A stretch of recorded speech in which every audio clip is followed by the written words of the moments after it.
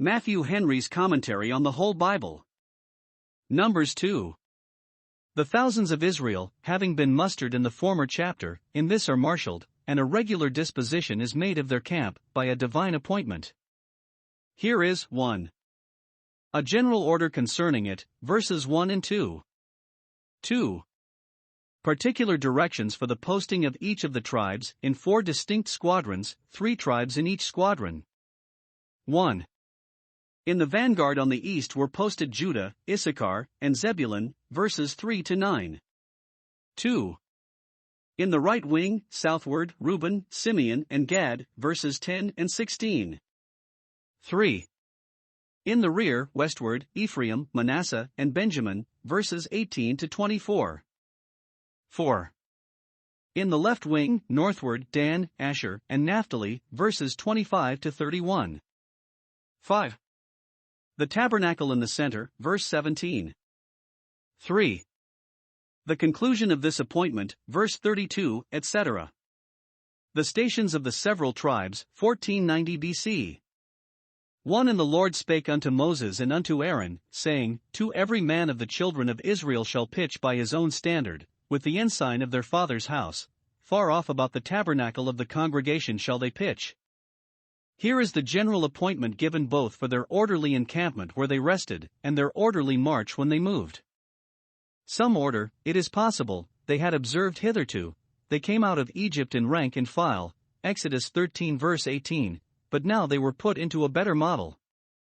1. They all dwelt in tents, and when they marched carried all their tents along with them, for they found no city to dwell in, Psalm 107 verse 4. This represents to us our state in this world. It is a movable state, we are here today and gone tomorrow, and it is a military state. Is not our life a warfare? We do but pitch our tents in this world, and have in it no continuing city. Let us, therefore, while we are pitching in this world, be pressing through it. 2. Those of a tribe were to pitch together, every man by his own standard. Note, it is the will of God that mutual love and affection, converse and communion, should be kept up among relations.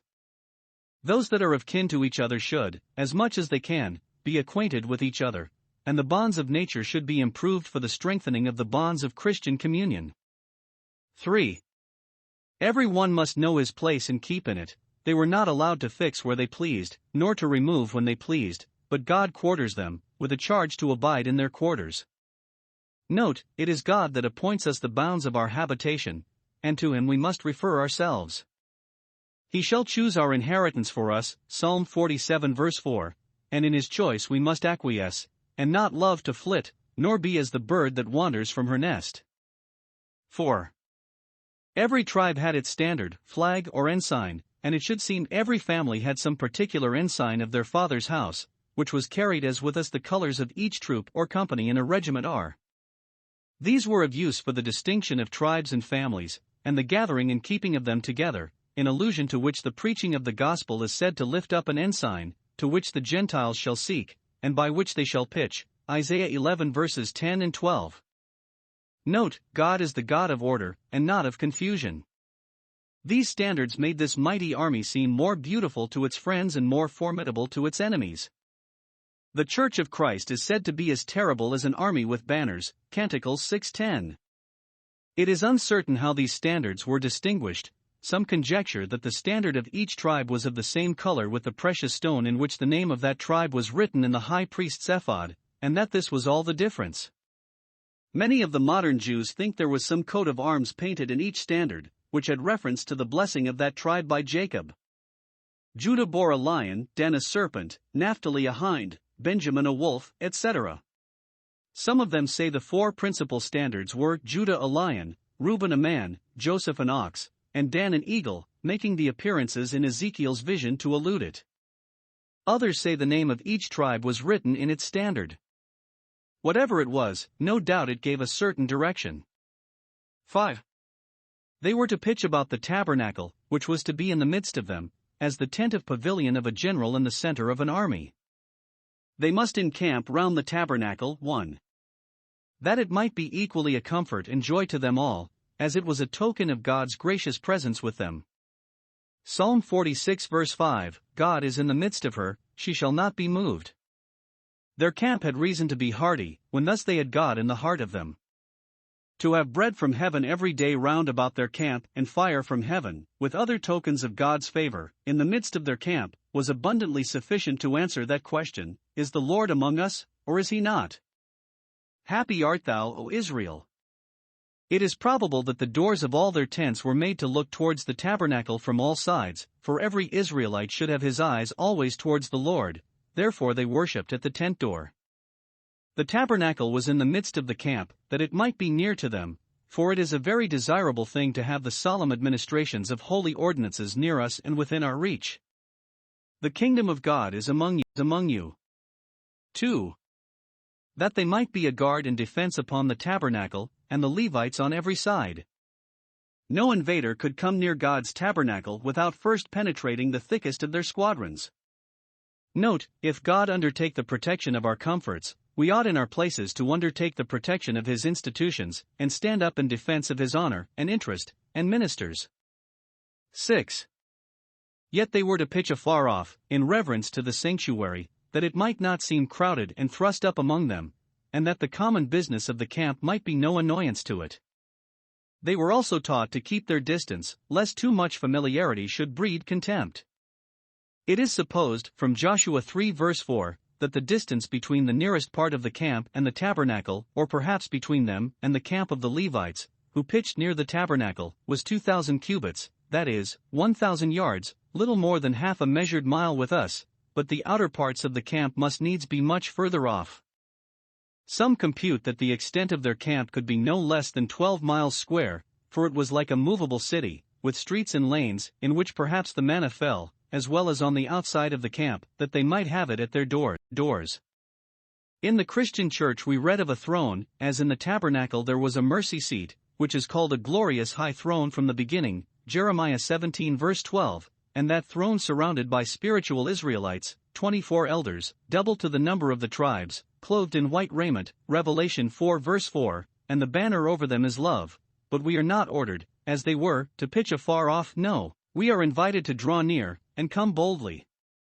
The saints of the Most High are said to be round about him, Psalm 76 verse 11. God by his grace keep us close to him. 3. And on the east side toward the rising of the sun shall they of the standard of the camp of Judah pitch throughout their armies, and Nahshon the son of Amminadab shall be captain of the children of Judah. 4. And his host, and those that were numbered of them, were 314,600.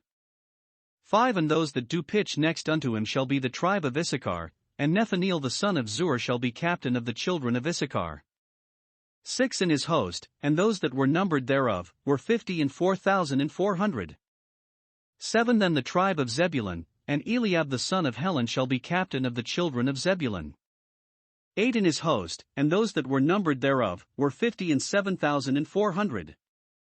9. All that were numbered in the camp of Judah were 100,000 and fourscore thousand and 6,400, throughout their armies. These shall first set forth. 10. On the south side shall be the standard of the camp of Reuben according to their armies, and the captain of the children of Reuben shall be Elizur the son of Shedeur. 11. And his host, and those that were numbered thereof, were 46,500. 12. And those which pitch by him shall be the tribe of Simeon, and the captain of the children of Simeon shall be Shelumiel the son of Zurishaddai. 13. And his host, and those that were numbered of them, were 59,300. 14. Then the tribe of Gad, and the captain of the sons of Gad shall be Eliasaph the son of Ruel. 15. And his host, and those that were numbered of them, were 45,650. 16. All that were numbered in the camp of Reuben were 100,050 and 1,450, throughout their armies. And they shall set forth in the second rank. 17. Then the tabernacle of the congregation shall set forward with the camp of the Levites in the midst of the camp, as they encamp, so shall they set forward, every man in his place by their standards. 18. On the west side shall be the standard of the camp of Ephraim according to their armies, and the captain of the sons of Ephraim shall be Elishama the son of Ammihud. 19. And his host, and those that were numbered of them, were 40,500. 20. And by him shall be the tribe of Manasseh, and the captain of the children of Manasseh shall be Gamaliel the son of Pedahzur. 21 in his host, and those that were numbered of them, were 30,200. 22 Then the tribe of Benjamin, and the captain of the sons of Benjamin shall be Abidan the son of Gideoni. 23 in his host, and those that were numbered of them, were 35,400. 24 All that were numbered of the camp of Ephraim were 100,000 and 8,100, throughout their armies. And they shall go forward in the third rank. 25 The standard of the camp of Dan shall be on the north side by their armies, and the captain of the children of Dan shall be Ahiezer the son of Ammishaddai.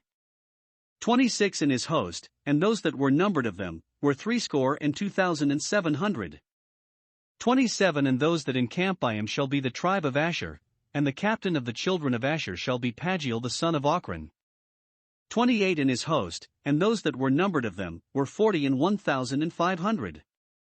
29 Then the tribe of Naphtali, and the captain of the children of Naphtali shall be Ahira the son of Enan. 30 in his host, and those that were numbered of them, were 53,400. 31 All they that were numbered in the camp of Dan were 100,050 and 7,600. They shall go hindmost with their standards. 32 These are those which were numbered of the children of Israel by the house of their fathers. All those that were numbered of the camps throughout their hosts were 600,000 and 3,550. 33 But the Levites were not numbered among the children of Israel, as the Lord commanded Moses. 34 And the children of Israel did according to all that the Lord commanded Moses, so they pitched by their standards, and so they set forward, every one after their families, according to the house of their fathers. We have here the particular distribution of the 12 tribes into 4 squadrons, 3 tribes in a squadron, one of which was to lead the other 2. Observe, 1. God himself appointed them their place, to prevent strife and envy among them. Had they been left to determine precedency among themselves, they would have been in danger of quarreling with one another, as the disciples who strove which should be greatest, each would have had a pretense to be first, or at least not to be last. Had it been left to Moses to determine, they would have quarreled with him, and charged him with partiality. Therefore God does it, who is himself the fountain and judge of honor, and in his appointment all must acquiesce. If God in his providence advance others above us, and abase us, we ought to be as well satisfied in his doing it in that way as if he did it, as this was done here, by a voice out of the tabernacle, and this consideration, that it appears to be the will of God it should be so, should effectually silence all envies and discontents. And as far as our place comes to be our choice, our Savior has given us a rule in Luke 14 verse 8, sit not down in the highest room, and another in Matthew 20 verse 27, he that will be chief, let him be your servant. Those that are most humble and most serviceable are really most honorable. 2. Every tribe had a captain, a prince, or commander-in-chief, whom God himself nominated, the same that had been appointed to number them, chapter 1 verse 5. Our being all the children of one Adam is so far from justifying the levelers, and taking away the distinction of place and honor, that even among the children of the same Abraham, the same Jacob, the same Judah, God himself appointed that one should be captain of all the rest. There are powers ordained of God, and those to whom honor and fear are due and must be paid. Some observe the significancy of the names of these princes, at least, in general, how much God was in the thoughts of those that gave them their names, for most of them have God at one end or other of their names. Nathaniel, the gift of God; Eliab, my God a father; Eliezer, my God a rock; Shalumiel, God my peace; Eliasaph, God has added; Elishama, my God has heard; Gamaliel, God my reward; Pagiel, God has met me. By this it appears that the Israelites in Egypt did not quite forget the name of their God, but, when they wanted other memorials, preserved the remembrance of it in the names of their children, and therewith comforted themselves in their affliction. 3. Those tribes were placed together under the same standard that were nearest of kin to each other. Judah, Issachar, and Zebulun were the 3 younger sons of Leah, and they were put together, and Issachar and Zebulun would not grudge to be under Judah, since they were his younger brethren. Reuben and Simeon would not have been content in their place.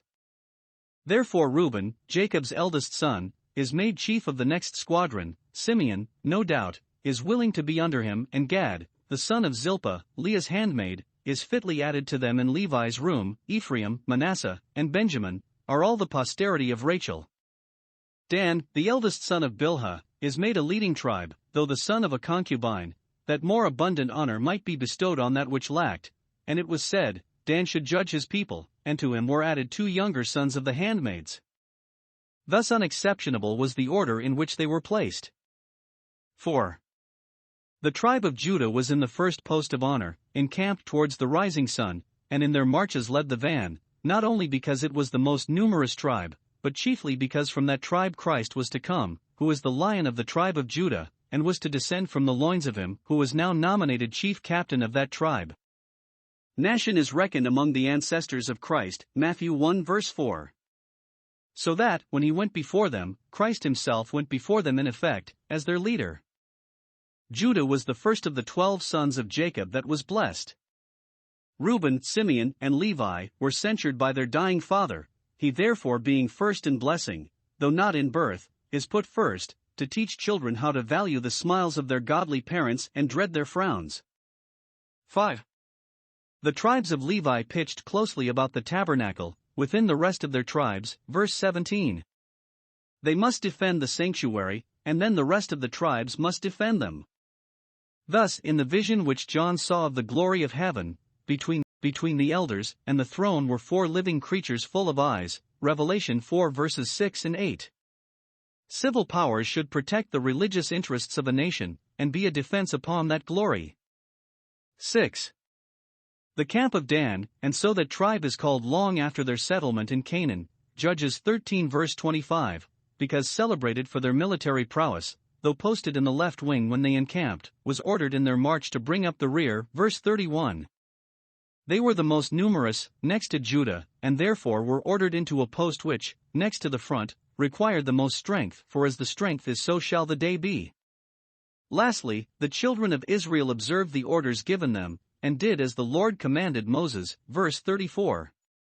They put themselves in the posts assigned them, without murmuring or disputing, and, as it was their safety, so it was their beauty. Balaam was charmed with the sight of it.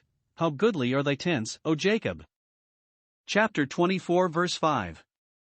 Thus the gospel church, called the camp of saints, ought to be compact according to the scripture model, everyone knowing and keeping his place, and then all that wish well to the church rejoice, beholding their order, Colossians 2 verse 5.